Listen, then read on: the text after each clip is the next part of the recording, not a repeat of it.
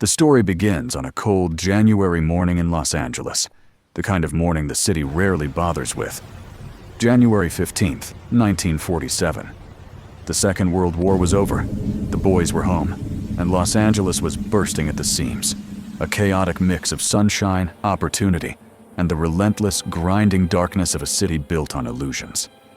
The sun was out, but it didn't have much warmth to give, and the palm trees along the boulevards looked as though they'd been dipped in pale winter light.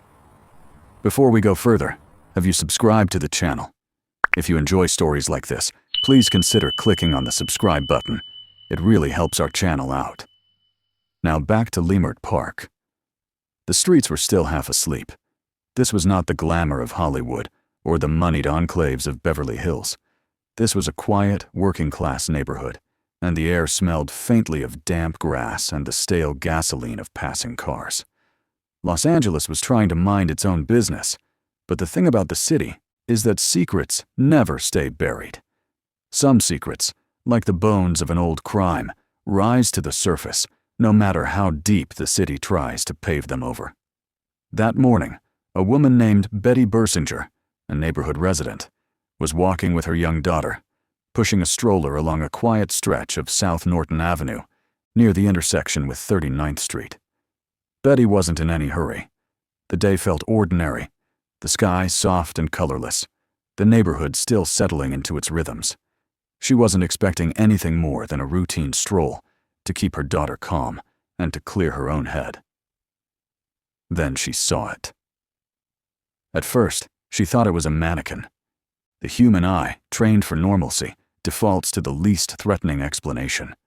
People dumped things all the time: broken furniture, old appliances, clothing that lost its shape.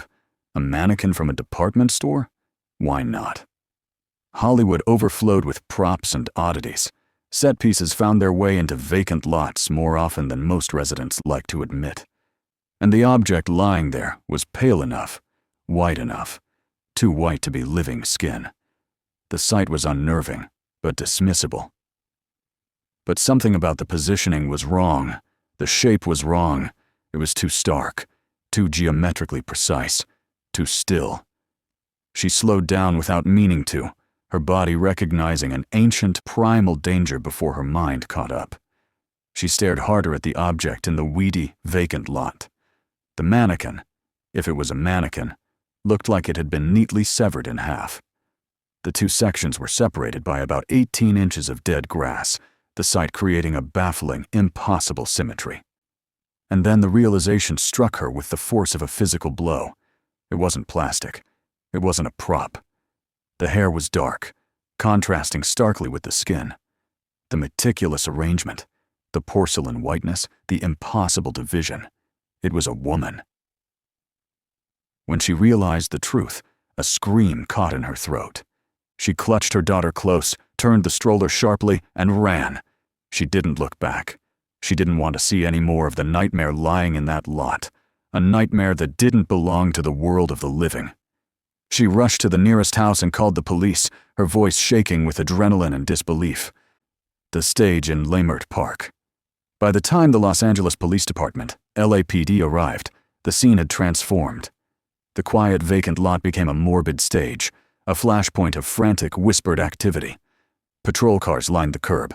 Officers crowded the lot, stepping carefully, their faces twisted into expressions they couldn't quite hide, a mixture of revulsion, shock, and professional dread. This was immediately recognized as something outside the standard repertoire of LA violence. Detectives, including members of the elite homicide squad, bent low over the remains, murmuring things that none of them would repeat later, careful not to disturb what they instantly knew was a killer's deliberate design. The killer had left no blood at the scene. It was believed the body had been drained and cleaned elsewhere. There were no drag marks, no scuff marks, and no signs of a struggle.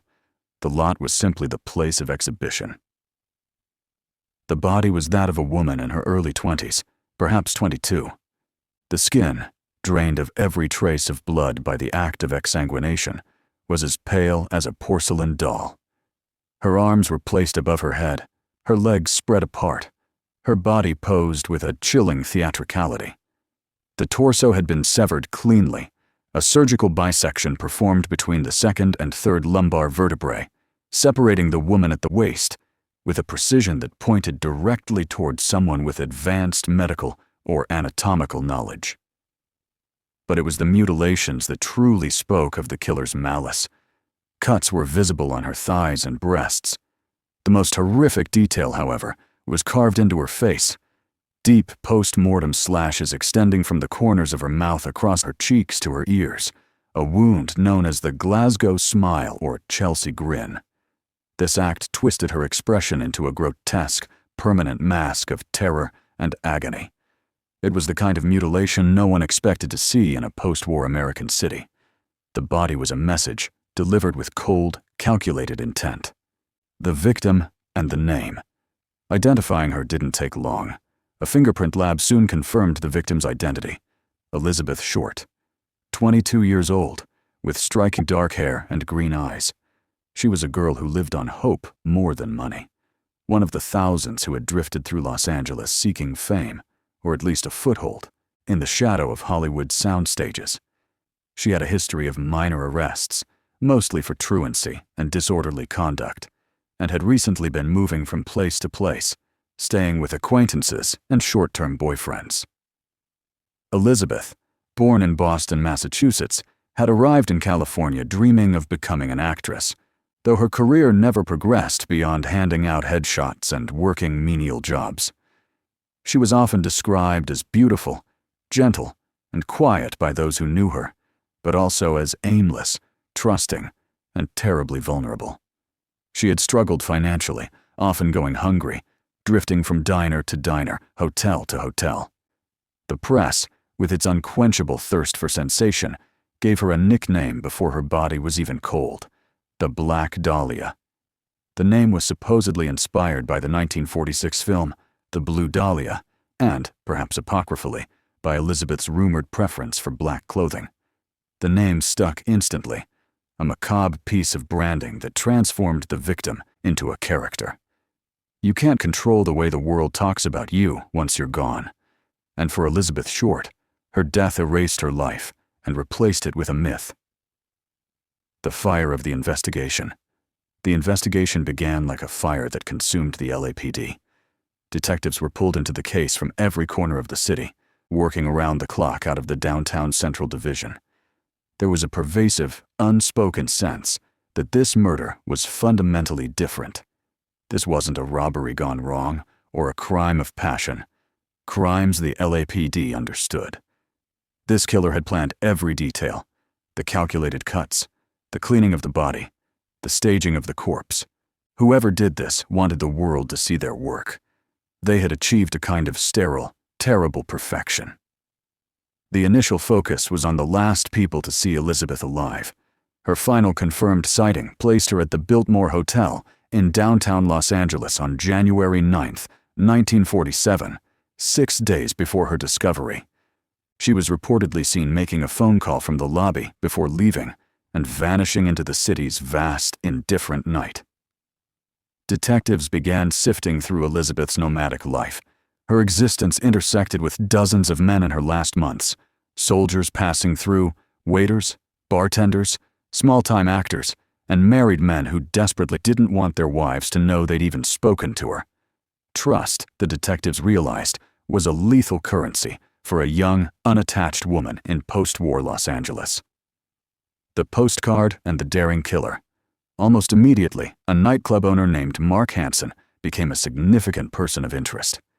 Elizabeth had stayed with him and his girlfriend for a while. Hansen was older, influential, and charismatic in a way that came from both money and ego, known for surrounding himself with young, vulnerable women aspiring to Hollywood. When Elizabeth had moved out, she had left behind her address book, her most personal and essential possession. The address book reappeared days later, on January 24th, when the Los Angeles Examiner received a package addressed to the newspaper. Inside were some of Elizabeth's personal belongings: her social security card, letters, snapshots, and the address book, which was embossed with Hansen's name. The chilling detail was the condition of the package. It had been meticulously wiped clean of fingerprints. The note inside was composed of words cut and pasted from newspapers, a classic block letter collage, as though the sender was daring the police to find him. The return address, scrawled with an almost unbearable audacity, read, "Heaven." Was Hansen involved?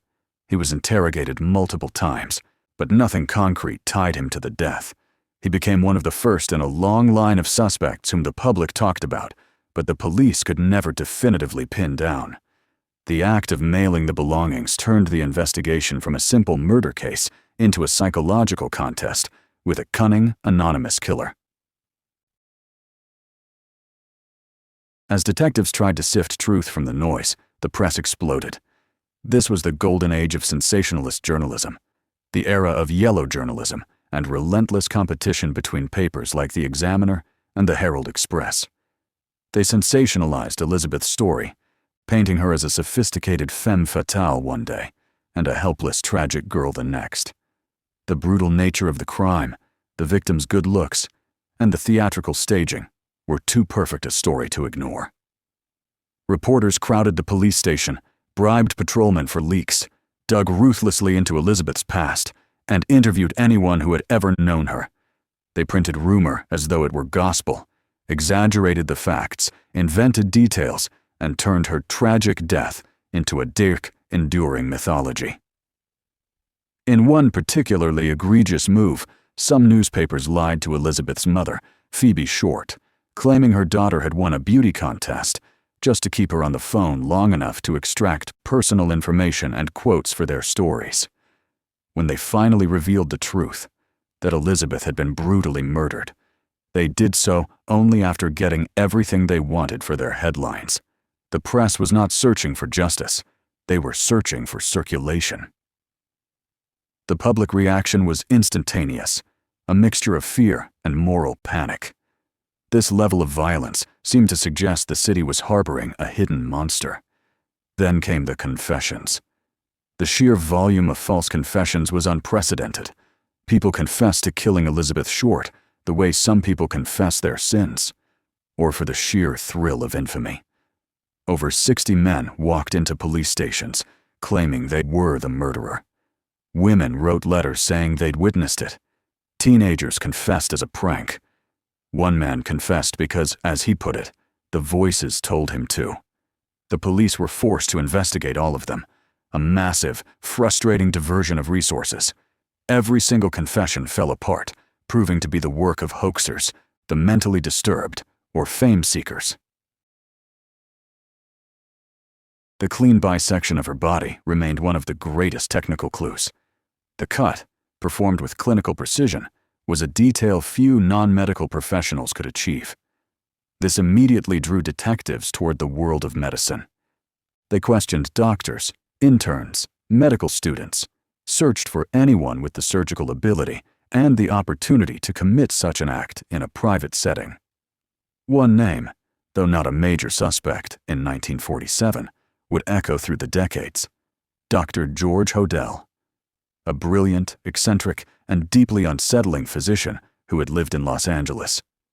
Hodel was known to be a friend of famous surrealist artist Man Ray, who had photographed a model that bore a haunting similarity to the Dahlia's staged body, and hosted wild bohemian parties at his Frank Lloyd Wright-designed mansion, a place that felt more like a labyrinth than a home. Decades later, in the 2000s, Hodel's own son, an LAPD homicide detective named Steve Hodel, would conduct a private investigation into his father.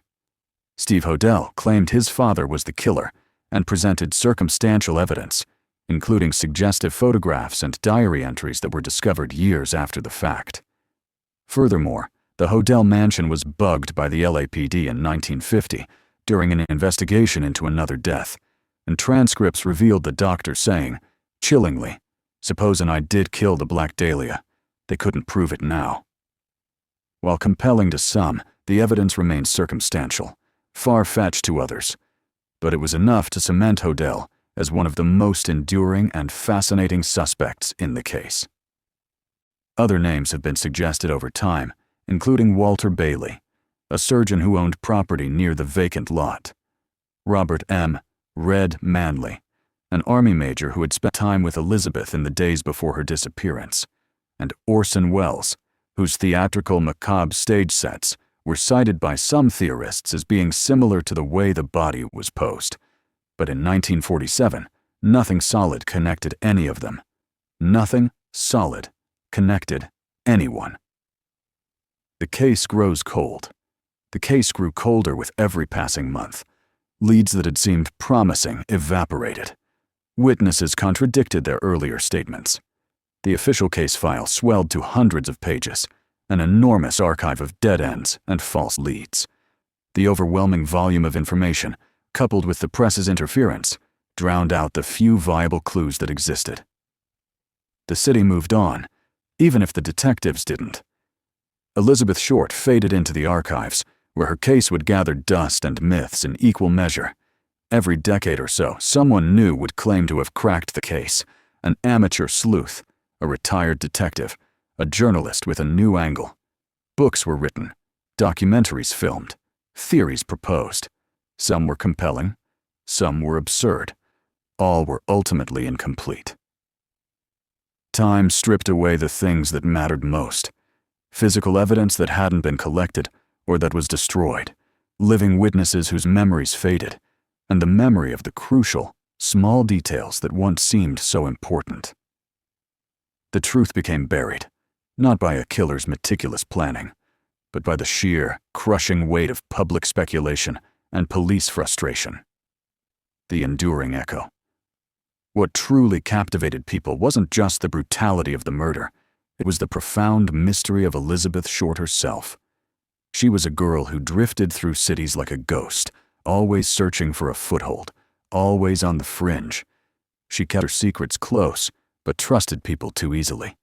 A girl who lived her life on the margins of Hollywood, in the dark shadows of sound stages and neon lights.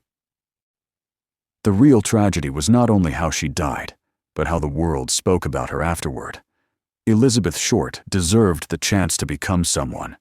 Instead, she became a legend carved out of the worst kind of violence and sustained by a culture hungry for sensational stories. Her case became a dark mirror reflecting the deepest hypocrisies of Los Angeles: the hunger for fame, the exploitation of the vulnerable, and the cynical way the city devours its dreamers. Even as the years passed, the Black Dahlia remained part of the cultural fabric of Los Angeles. Her story slipped into novels, films, whispered conversations, and ghost tours. Some saw her as a victim, others as a symbol of the city's inherent cruelty. But few remembered her as a person, a young woman who wrote letters home, who laughed loudly, who struggled, who hoped. The empty lot where her body was found eventually turned into a neighborhood like any other. Houses were built, families moved in, children played where detectives once stood. But the ground remembers, places remember, and the city remembers too, in its own enduring, haunting way. Every unsolved crime leaves an echo. Elizabeth Short's echo became louder with each passing decade.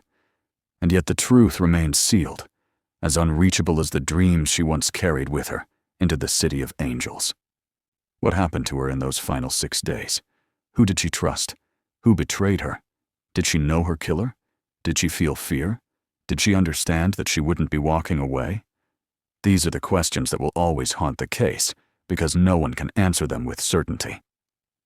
All we know is that sometime between her last known sighting and her discovery in that vacant lot, the city swallowed her whole and spit out a nightmare. Whether the killer was a doctor, a stranger, a lover, or someone who simply saw an opportunity, no one can say with certainty. The truth is lost in the fog of time, blurred by the lies people told, the evidence destroyed, and the dark, beautiful myth that grew too big for the facts to contain. Elizabeth Short left her hometown in search of something brighter. She arrived in Los Angeles with hope and determination, believing, like so many others, that the city had something magical to offer. And in a way, it did. It offered her a strange, terrifying form of immortality, just not the kind anyone would wish for. Some crimes are solved, some are forgotten. But then there are the ones like hers. Cases too brutal to ignore, too mysterious to unravel, too soaked in the dark culture of a city to ever be truly put to rest. Elizabeth Short became the Black Dahlia. And the Black Dahlia became a story the world can't stop telling, even though it doesn't know how it ends. The truth died with her, and the city, with all its lights and promises, never did give it back. If you stayed this long into the video, hit the subscribe button and turn on the bell notification so that you get informed every time we upload a new video. Also, check out the videos showing on screen. You might enjoy them too.